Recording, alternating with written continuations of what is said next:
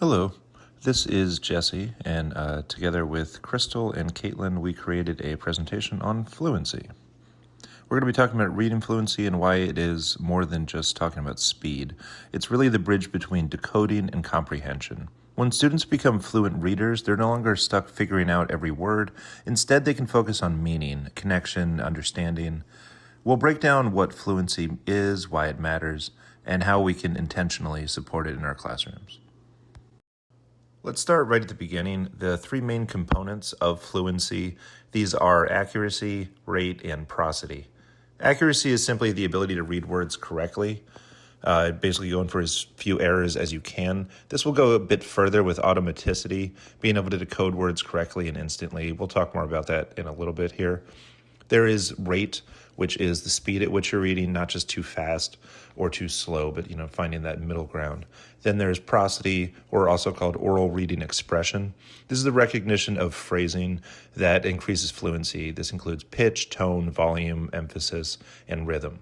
When students read with prosody, the text actually sounds like a language instead of just a list of words. And when we combine these three things together, we have comprehension starting to become possible. So what impact do the components of reading fluency have on reading comprehension? Well, fluency forms the foundation for strong reading comprehension.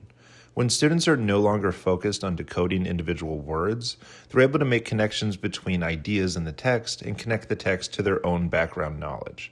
Fluency allows the brain to shift from word work to meaning making. Students are now able to think about what they are reading at the same time. I want to talk about reading rate and how effective readers are able to adjust their reading rate depending on the type of text. Proficient readers naturally slow down when a passage is difficult and speed up when it's easier. The type of reading depends on the purpose. Careful reading is used for mastering content or reading poetry. Scanning gives an overview, like when reading a newspaper. Skimming is used for finding something specific quickly. Rapid reading is for reviewing familiar material, and normal reading is for general understanding and recall. Fluent readers don't read everything the same way. They adjust based on the purpose. We're going to circle back to automaticity, freeing up the brain so that we can focus on comprehension instead of just figuring out words. There are several important sub-skills that support automaticity. First is recognizing sight words. These are common words like have, the, done, with, come. These words that students should know instantly. Second is understanding letter-to-sound relationships, including digraphs like sh and ch, and vowel patterns like the silent E. For example, knowing that shake starts with sh instead of s and the H sound separately. The third is chunking words into syllables. A word like transportation can overwhelm a reader if decoded letter by letter, but breaking it into transportation makes it manageable. Recognizing chunks like shun as shun supports efficiency. And finally, recognizing word meaning matters. This starts with students understanding multiple meanings of words in context. Like hearing the sentence, mother has a frog in her throat. The reader is able to use another definition of frog to mean that the mom has a sore throat and not a literal animal in her throat. Let's talk about some independent reading skills and strategies. Independent readers strengthen fluency by activating background knowledge, self-monitoring, and self-correcting. They activate prior knowledge by previewing and predicting, looking at text features, headings, pictures. Being able to predict helps set a purpose for reading. They make connections, brainstorm. Graphic organizers are very good for this. It helps to pit what a reader knows against new information that will be found during the reading. They self-monitor by checking their own understanding, actively asking questions throughout the text, making sure they have clarification and meaning. Annotations are super helpful to mark content that is unclear or if you have questions that need answers. Summarizing what has already been read. You can do this at the end of every paragraph. And finally, self-correcting strategies, rereading, using context clues, text features that will help decode unfamiliar or new words, and adjusting the reading rate, either slowing down or speeding up depending on the need. Daily reading practice is crucial for its role in increasing fluency. Daily reading accelerates word recognition, improves accuracy, it builds comprehension, and enhances expression.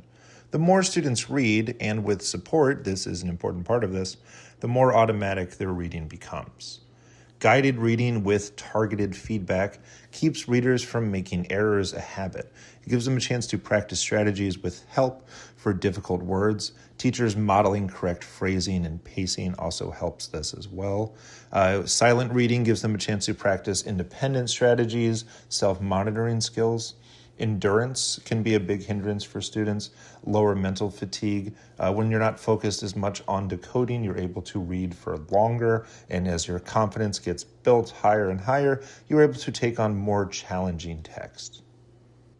How does this daily reading practice increase accuracy, rate, and prosody? Well, along with support and corrective feedback, the practice of daily reading increases all of these things by building automaticity. Back to that fun word. Accuracy and rate is increased by teacher modeling, reading aloud, exposing students to how words are read correctly and how quickly they should be read. Immediate corrective feedback allows for guidance and correction to keep bad habits at bay. Reinforcing word recognition, this allows for fluency and speed in reading instead of pausing and decoding. For prosody, modeling demonstrates phrasing and intonation. Students hear what fluent reading sounds like. Reader's theater is a powerful way to practice expression. Over time, students learn to convey meaning and emotion more naturally. Students with reading difficulties often show weak phonological awareness, difficulty hearing and manipulating the different words and sounds.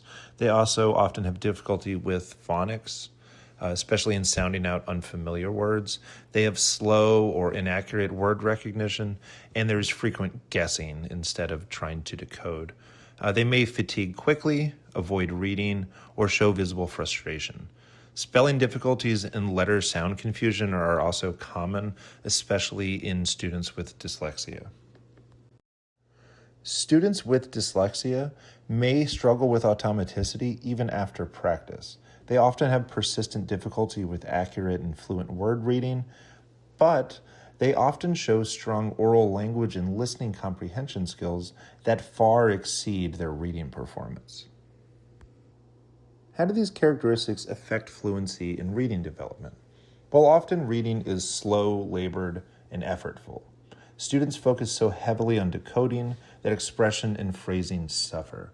Frequent errors interrupt the flow of reading, and guessing disrupts accuracy and self-monitoring. Cognitive overload leads to fatigue, frustration lowers confidence, and motivation. Now, easier text can reduce errors, but often this leads to lower interest and less stamina. Over time, this all comes to create a cycle of avoidance. Shifting gears a little bit here, let's talk about assessments, the roles of both informal and formal fluency assessments. The purpose of informal assessments is to monitor daily fluency growth, identify breakdowns, and then to guide instruction immediately. Examples include teacher observation, running records, listening to oral reading, and reading conferences. These should feel low pressure and supportive, giving us insight into what strategies these students need. Now, formal assessments systematically measure accuracy, rate, and prosody. The purpose of these assessments is to identify persistent reading difficulties, screen characteristics for dyslexia. They help students at risk, they track growth, guide instructional planning, and provide data for MTSS or special education evaluation when necessary. Examples include standardized fluency measures, benchmark assessments, or diagnostic evaluations. Documentation is, of course, very important, and the results and what we do with that information.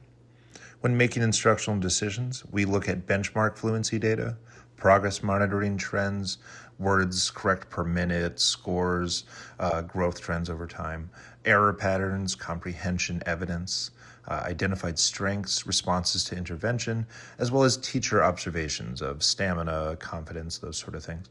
All of this documentation helps us tailor instruction based on each student's specific needs and strengths. And that will do it for fluency. Thank you very much from the three of us.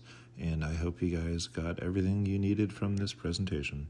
Here is our works cited page, and I will see you later.